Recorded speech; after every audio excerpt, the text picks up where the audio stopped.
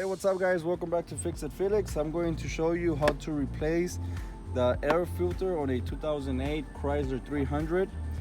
What you can do is you can remove these holes right here. It's really easy, just pull to the side and you have to unscrew this one with a flathead screwdriver. You don't have to do it all, just a little bit so you can loosen it up.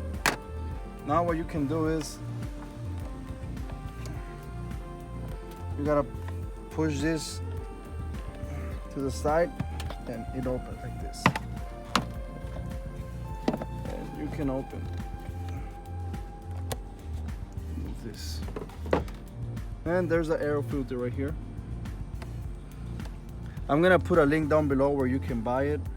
So as simple as this, you can remove the air filter. Once you put the new one back in, just follow the same instructions backwards. And that's it. This is how to replace the air filter on a 08 Chrysler 300. Thanks for watching guys. Please like, comment, subscribe, and as always, peace.